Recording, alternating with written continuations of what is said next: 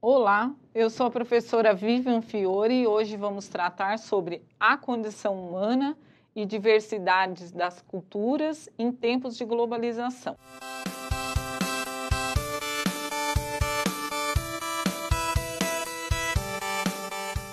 Quando a gente fala globalização, é importante dizer o que quer dizer globalização, né? É um conceito que muitos sociólogos, antropólogos, geógrafos e outros autores vêm trazendo, né? E eles dizem o seguinte, que alguns falam que essa globalização já começou desde que as grandes navegações começaram, né? Então o mundo foi se tornando mais global, mais conhecido. Por outro lado, a maioria concorda que depois da Segunda Guerra Mundial, dos 1950, né, é que o mundo vai se tornando realmente mais global. Então, quer dizer, cada vez mais a gente está interligado, né, do ponto de vista econômico, né, do ponto de vista social. Por outro lado, nesse momento desse processo de globalização, que o mundo está cada vez mais integrado do ponto de vista econômico, né? De repente, a gente até no senso comum, a gente ouve assim, caiu a Bolsa de Valores lá em Nova York, a gente fala, nossa, a gente vai ter problema no Brasil, né? Mesmo que a gente não entenda muito sobre isso, porque as coisas, a economia está interligada, né? Então, sofre um lá, sofre outro aqui. Ao mesmo tempo que isso ocorre, a gente está cada vez mais individualista. Então, o Eric Hobsbawm, que é um historiador muito conceituado no século XX, ele fala que existe uma dessolidarização de classes, um individualismo social absoluto e indivíduos ecocentrados. O que quer dizer tudo isso? Quer dizer que a gente tem cada vez menos solidariedade, né? Que as pessoas olham muito para si mesmas, então isso que ele chama de individualismo ecocentrado, né? Cada um olhando para o seu ego, para si mesmo, para dentro, né? Então a gente perdeu um pouco aquele sentido de comunidade, né? Não que o mundo esteja totalmente pior do que era no passado, mas em alguns aspectos a gente perdeu essa solidariedade, essa coisa de pensar, né, no outro, na comunhão, na comunidade, né? E cada um por si, porque é o que diz o capitalismo, né? Então, quando a gente fala de globalização, a gente está falando de um mundo, não é, cada vez mais capitalista.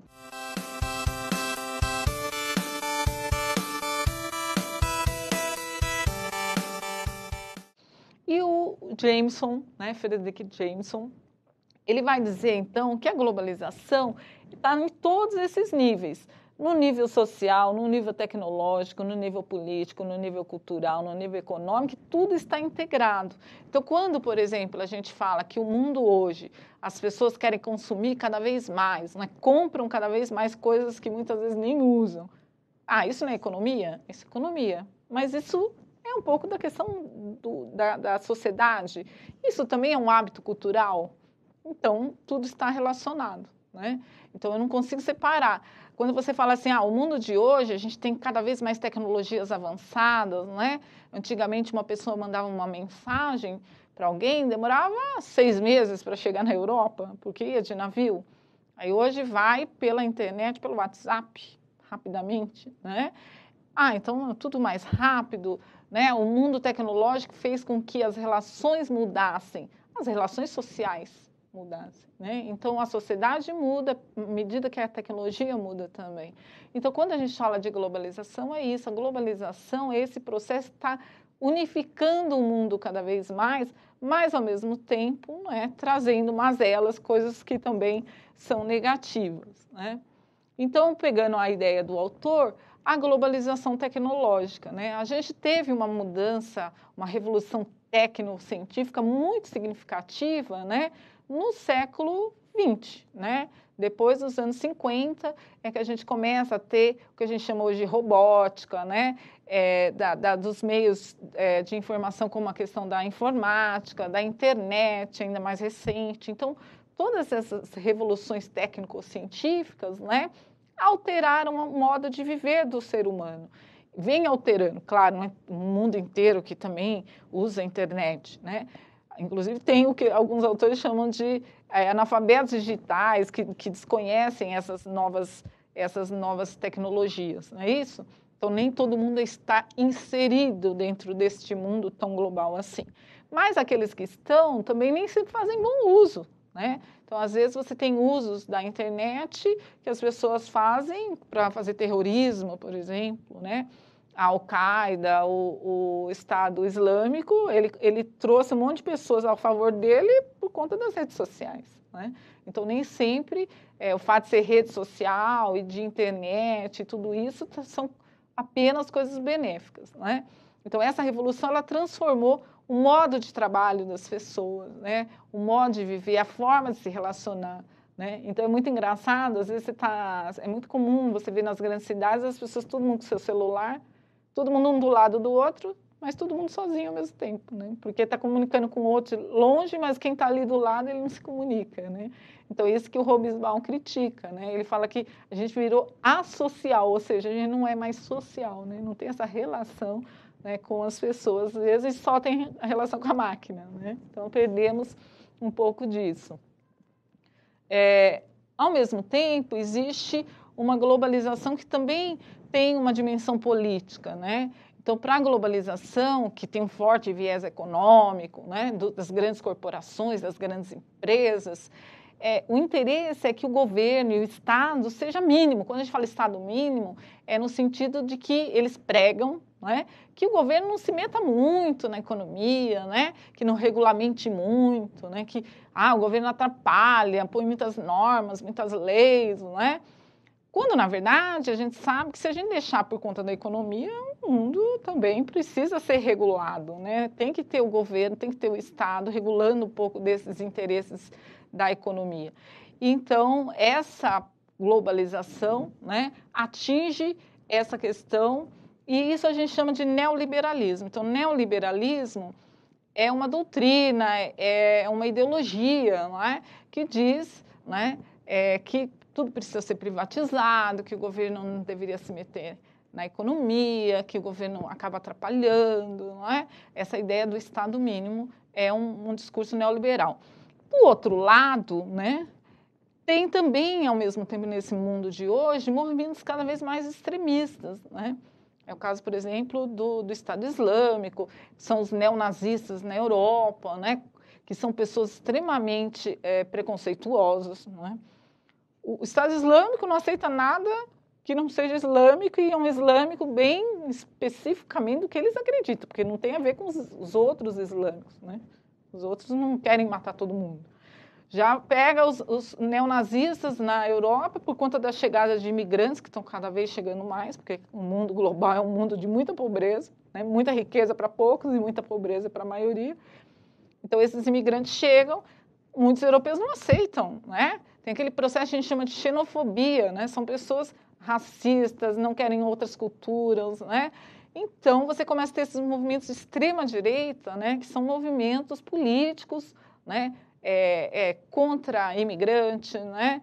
É muito nacionalista, do meu povo, a minha cultura, muito etnocêntrico, né? A minha cultura, o meu povo, contra os demais. Então, tem esses choques no mundo de hoje, cada vez mais, porque as migrações hoje ocorrem muito mais, né, do que nos séculos passados. Também a questão da globalização e da cultura, né? Então, quando a gente fala globalização e cultura, a gente está falando de uma certa uniformidade, um certo padrão, né? Que tem muito a ver com a cultura americana, principalmente, e que se expande por conta do capitalismo, né? Então, por que a gente toma Coca-Cola? Porque a Coca-Cola passou a vender para o mundo inteiro ou levar suas empresas para vários países, né? Por que a gente se veste com jeans, né? Isso é mais comum no mundo ocidental, mas mesmo o mundo lá do Extremo Oriente, hoje Japão, a China, também estão se ocidentalizando, né? Quando a gente fala Ocidente, a gente está falando de Europa, Estados Unidos, né? Antigamente você pegava o chinês, japonês e usava aquelas roupas típicas lá. Hoje eles usam jeans também, usam terno, né? Que é bem hábito do mundo capitalista ocidental, né? Então, essa certa uniformidade, os fast food, né? Você vai em grandes cidades do mundo, você come comida rápida, que a gente chama de fast food, e elas são iguais, né? É o mesmo hambúrguer aqui nas cidades do Brasil, nas cidades dos Estados Unidos, nas cidades da Europa, né? Então, você tem essa certa uniformização com a globalização.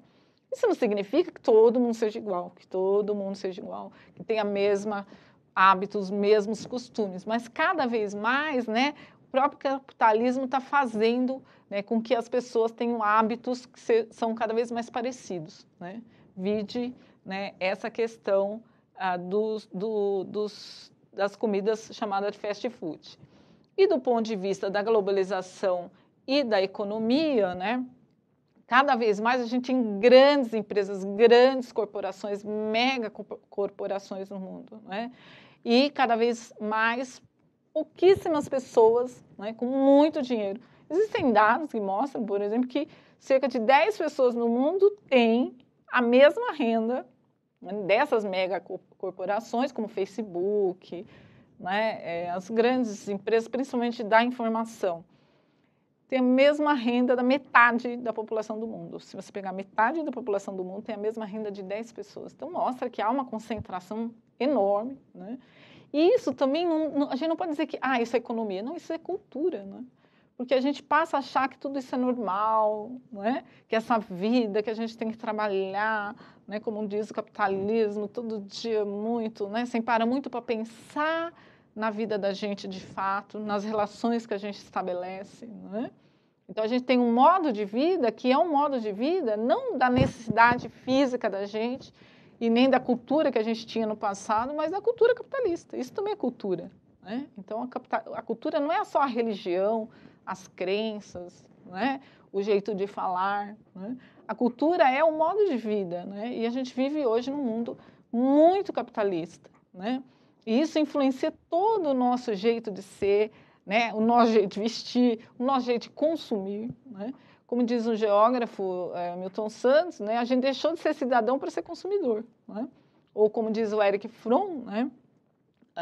Que é um psicanalista, a gente não é o mais importante o que a gente é, né? Mas o que a gente tem, infelizmente. Então, isso é um pouco essa lógica da globalização, né? Que tem a ver, sim, também com a cultura, né? Se antes, no passado, você ficava ali com seus pais, né? Você conversava, seus avós, as pessoas estavam ali próximas, hoje todo mundo, cada um na sua casa, um distante do outro, né? Então, essas relações humanas e a condição humana, não necessariamente, portanto, né? Está tão melhor como era no passado. Então, isso que o geógrafo Milton Santos, né? Ele chama de globalitarismo, quer dizer, o mundo global é totalitário, né? Acaba tendo uma ditadura, né? Uma intolerância muito grande entre quem é diferente, né? Até coisas mais banais, né? Você pega assim uma pessoa que, por exemplo, não se veste da mesma maneira, ou que não tem as mesmas grandes tecnologias que todo mundo já usa hoje, a pessoa fala, ele é atrasado, né? Os jovens fazem muito isso, de se comparar, né? Então, olha, como você não tem o celular moderno, né? E tudo mais, né? Você é obsoleto, é atrasado, né? Como assim, né? A pessoa tem direito de não ter, ou porque não pode, ou porque não quer, não é? Então, a gente sempre fica fazendo essas comparações que são totalmente indevidas, né? É importante reconhecer que há a possibilidade de ter outras formas de viver, né? Tem pessoas que não querem viver na grande cidade, na loucura. Ela é mais atrasada? Talvez seja mais adiantado quem vive na poeira, na poluição do ar, né? Então, é importante a gente reconhecer essas coisas, né? E a globalização acaba fazendo com que a gente não pare para pensar, né, nesses aspectos. Como alguns autores falam, existe um consumo acrítico, né? Às vezes a gente compra, nem sabe bem para que é tudo aquilo, não é? Porque o capitalismo nos leva a isso, né? É a propaganda, é o marketing, né? É o ter, né? Eu preciso ter. E aí, uma hora a gente precisa se questionar se a gente precisa de tudo isso mesmo, né? Para ser humano. Então, é importante, finalizando essa unidade, né?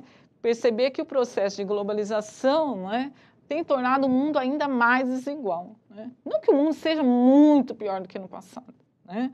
Também tem coisas que o mundo melhorou, né? Se você pegar antigamente, tinha escravos no Brasil, isso não é mesmo, hoje está melhor, né? Se você pegar antigamente, você tinha, as mulheres nem votavam, nem no Brasil, nem no resto do mundo, né? Então, claro que o mundo, no geral, alcançou algumas melhorias, né? mas, infelizmente, né, também perdemos outras coisas com o caso desse processo de globalização, que faz com que, apesar do avanço tecnológico, né, as condições humanas não necessariamente melhoraram. Então, avançou a tecnologia, mas a distribuição de renda ainda é muito ruim, né, as condições de trabalho, né, muitas vezes tem muita gente sendo explorado pelo próprio processo de globalização. A gente vê até trabalho escravo, não é? O análogo à escravidão, às vezes em grandes megacorporações, não é? Que exploram pessoas lá em Bangladesh, na Índia, não é? Vão para países subdesenvolvidos e lá exploram essas pessoas. Então, a gente tem, infelizmente, ainda muita desigualdade dentro desse mundo, não é? Que muitas vezes é extremo, que as pessoas são intolerantes com os outros, coisas que nós deveríamos pensar um pouco mais. Então, finalizando essa unidade, eu peço-lhes muita atenção na leitura do material teórico, né, na realização das atividades, nos exemplos que são dados sobre o processo de globalização e até logo.